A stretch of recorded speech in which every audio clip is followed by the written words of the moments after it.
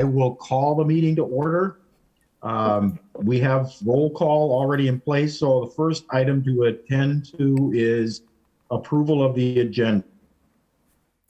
Approve the agenda for today's January 2022 meeting of the Green Bay Housing Authority. I'll make that motion. Is there a second? I'll second.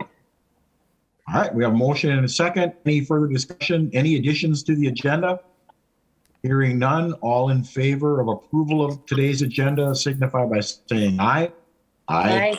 Aye. Any opposed? Motion carries. We are moving ahead with our agenda. Item D, approval of the minutes. Is there a motion to approve the minutes from the November 18, 2021 meeting of the Green Bay Housing Authority? And that those minutes are in your packet. I'll make a motion to approve. All right, we have a motion. I think Terry's got the motion and Steve's got the second. Yep. All in favor? Sorry about that. Any additions or modifications? Hearing none, all in favor signify by saying aye to approve the minutes. Aye. Any opposed? Hearing none, motion carries. Moving on to regular business. Item number 1, consideration with possible action on approval of resolution 2022-01, approving the development for the RAD submission for redevelopment of Mason Manor and scattered site public housing, resulting in reduction of federal Faircloth public housing units. That's a mouthful. So at the November meeting, this board approved going forward with our redevelopment plan, and knowing that that would result in a reduction of our public housing units under our Faircloth limits. And at the end of that meeting, Chair Vandecastle said, hey, you know what? Let's get this in a resolution format so the board can approve this. So in going forward of record, we've got record that at some point someone's like, why did we have a reduction in our Faircloth? Well, and the board approved that. So the resolution was in your packet. I tried to just lay out the point of why we're doing it and the fact that the board approved this and that we're lessening our units down to 140. So any questions, I guess? Nope. No. So is there, unless there's some questions, is there a motion to approve? I will make that motion. All right. Everybody wants to make a motion. Terry, I'll give it to you, and then Steve will be the second. Okay. All right, so we have a motion and a second to approve resolution 2022-01. Any further questions or discussion? Hearing none. All in favor signify by saying aye. Aye. Aye. And opposed?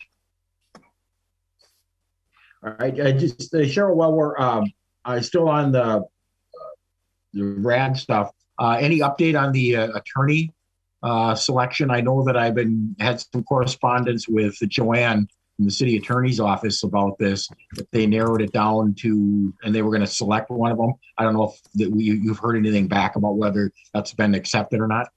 Yep, I had as part of my director's report, but would love to share it now. If that's appropriate. Go ahead. So we had two clients. First of all, the law department did a reach out for us on attorneys that would work with this HUD RAD process, and we got two back. One was from Hush Blackwell, which is a Madison-based firm, and one was from Nixon Peabody, which is a New York-based firm. Both very qualified, both work on many of these RAD HUD projects in the past. The one we chose, and I should say Joanne Bungert, who's our interim city attorney, reviewed this. Chair Vandecastle did, I did. We looked through. Really, they were very comparable, but we decided to go with Hush Blackwell, Paul Dombrowski, who actually, we looked at this, I guess, as being more of a local firm. They've worked with Wisconsin Rapids and Kaukauna on Wisconsin-based HUD RAD projects.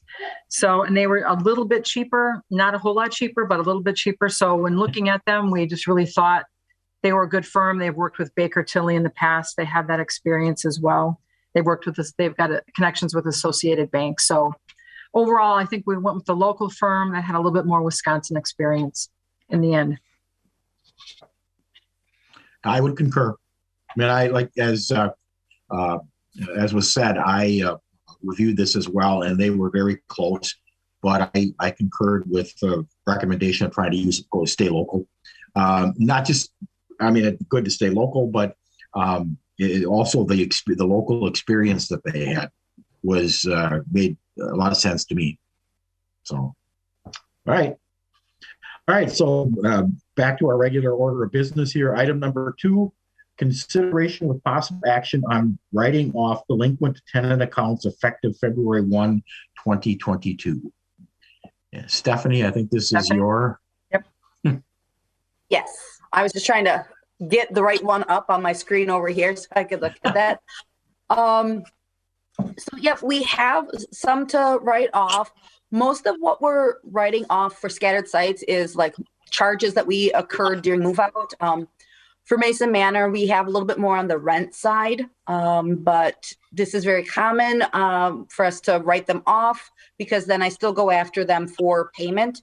And we do have some people that have already reached out for repayment agreements on these. So, Is this amount typical? it's about what we normally have. General. Yeah. Okay. I'd like people to just pay all their stuff so we don't have to do this, but that's not how it works. So, Right. All right. Any questions? Nope. Do you Is need there a motion to approve? No, I'll make the motion. All right. I'll Is second there a that. second? All right. We have Aaron with a second. Steve, I see your face. All right. So we have a motion and a second. Any further discussion? Any questions from anybody? Otherwise, all in favor of the write-off of the delinquent tenant accounts, signify by saying aye. Aye. Aye.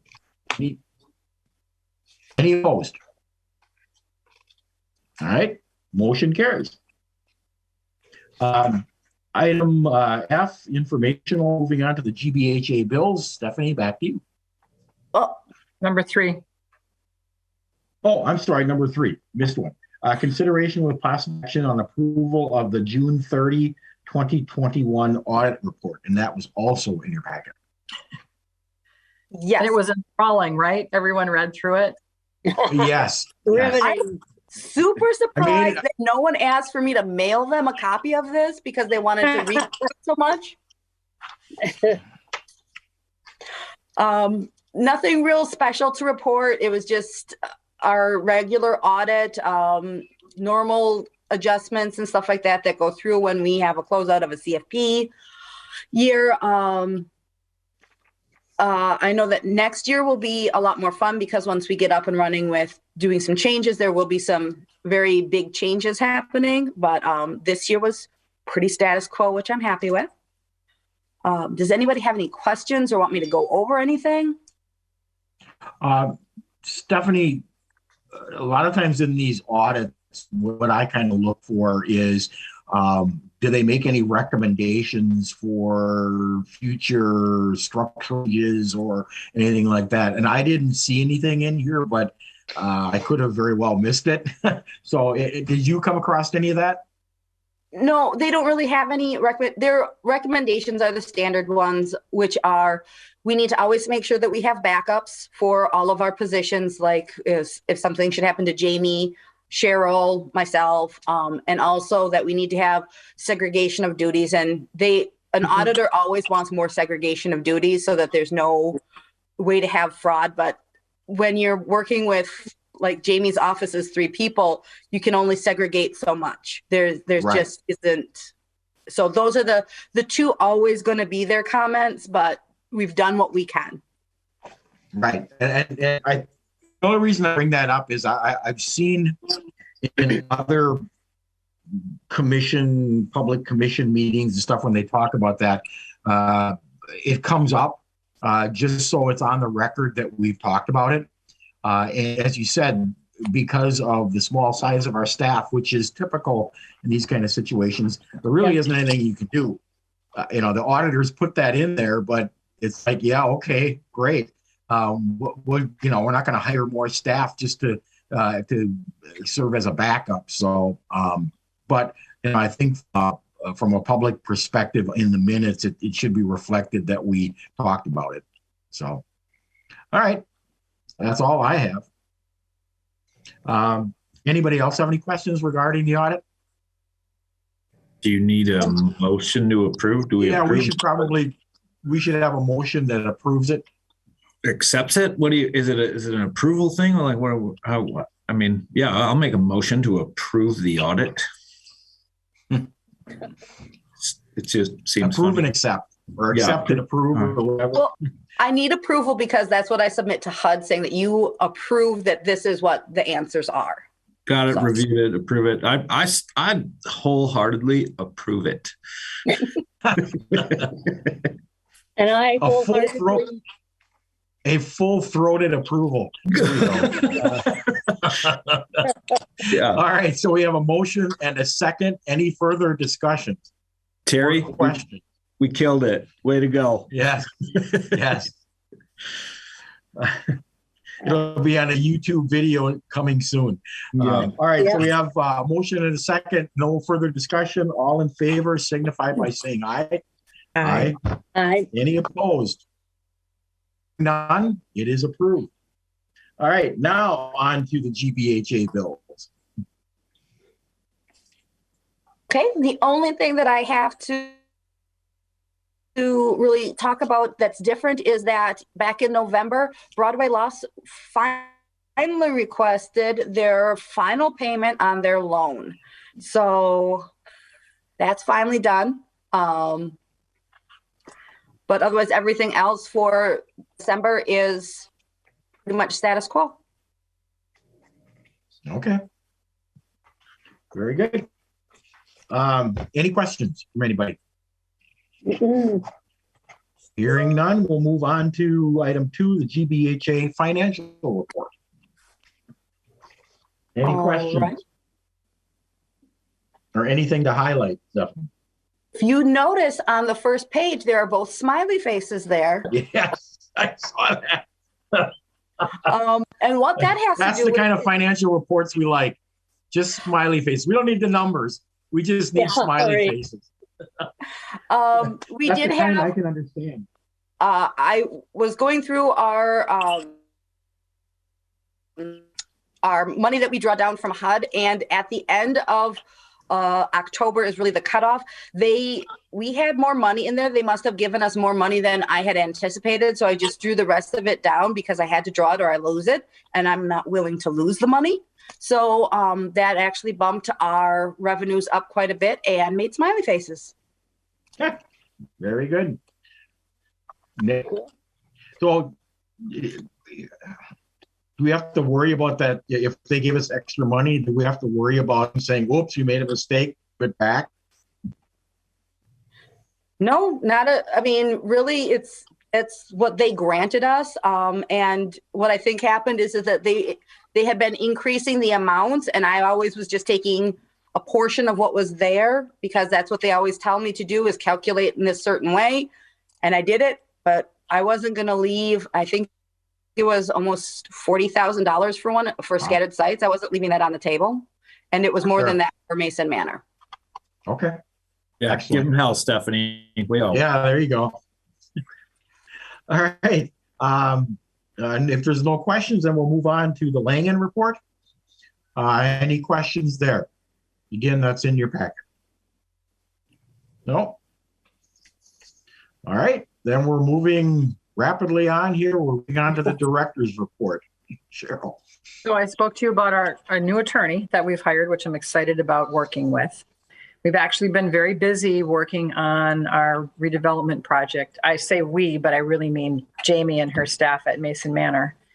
So we've had Gorman and company working with their environmental team, their appraisal team, and our capital needs assessment folks that had to come in and spend some time in our units to do measuring, testing, all that fun stuff. That was last week, which was, I think, all week long in some capacity, people coming and going to make that all work. HUD approved our CHAP, which is great. In fact, they approved it pretty quickly, I think, from when we sent it in. So we officially have a CHAP, which is the next step in our process. And we've also met with, and let me back up, our HUD rep has changed. So we had Scott Kegler for a long time as our HUD rep, and now we have a new person. Scott's moved up in the organization, which is good. He's still there, and he's still kind of working with us as he turns things over. But we had a meeting with HUD and our team, and they actually gave us the authority to hold our units open. So good thing for us in that when we have a vacancy at Mason Manor, we can leave it open, because the goal is for this project to do 1 or 2 floors at a time. So if we can get enough vacancies to relocate our tenants in-house, then we create these vacant floors to do the work, and then we move those tenants back up.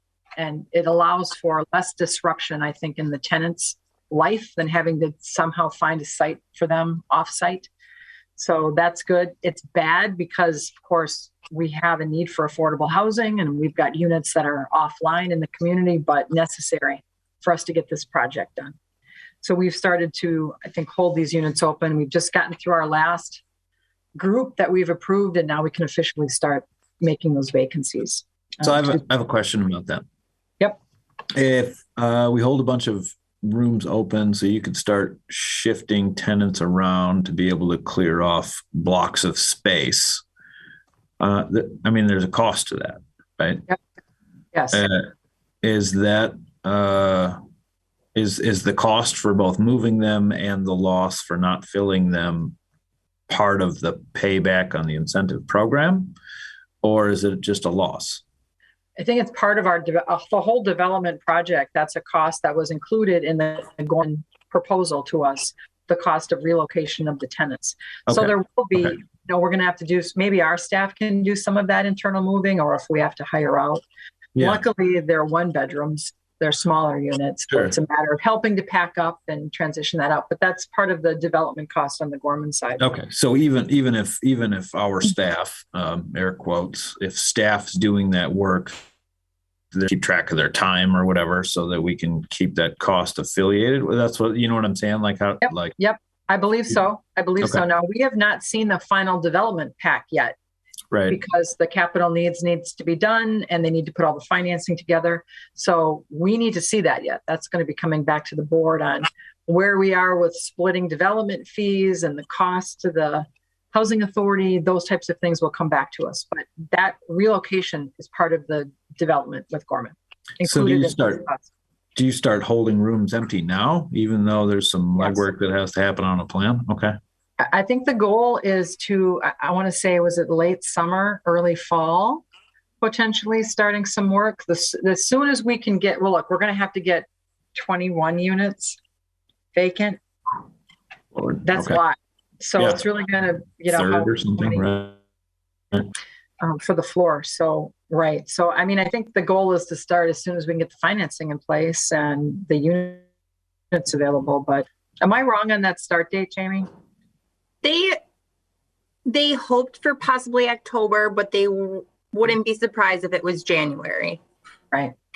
Kind of depending on how it works with the moving tenants around and whatnot. But so, and HUD told us, look, it's not going to look great because we'll have a vacancy rate, but they understand. They're like, everybody does it. They have to in order to make this all work. So. Okay. Yeah. Thank you. Good questions. All right. And I think the only other thing was we have been dealing with some COVID cases in Mason Manor. So we've been monitoring that. The way it's so prevalent, I don't think any way we could have avoided that happening. So, but I guess we're just keeping an eye on people as much as we can and hoping everybody hangs in there, hoping it's Omicron and it's less, deadly. So. Right. Okay. Anything further for your director's report? All right. Then moving on to the occupancy report. So that is in your packet. So Yes. for Mason Manor, you can see that 517 and 403 for Mason Manor. Those will start being our holding units for our development. So we will start seeing more of those. For scattered sites, we just had a typical one move out of town. So we're only anticipating one right now coming up. We are starting to get a waiting list, which is good. As we typically go through quite a few applications to get one occupied. So yeah, nothing major to report right now. Let me know if you have any questions on it. Nope. And it's our understanding that our tenants in scattered sites should be able to stay in the units during remodels. Dependent if there is one that's a gut remodel, that might be different, but generally speaking, for siding, roofing, windows, we're hoping that our tenants can just stay in place. It's not fun during a remodel, having gone through it myself. Yes. Yes. But it's all part of life, right? Gotta go through a little pain in order to get something new and improved. Right. Yep. All right. Any other questions on the occupancy report? All right, then I think we are ready to talk about our next meeting date, which is February 17th. And then we are ready for adjournment. Anything else? Anybody have anything else? All right, and then we are right for a motion to adjourn. Anybody want to jump on that? I'll make a motion to adjourn. All right, we have a motion. Is there a second? I'll second. We have a motion and a second. All in favor of adjournment, say aye by saying aye. Aye. All right, very good. Any opposed? No opposition. So we are adjourned. Thank you all. Stay warm and survive the winter. Yeah, Stay happy New Year, healthy or everybody. get better. And happy New Year to everybody. Have a great day. Thank you all. Cheryl, can I keep you for a second? Sure. I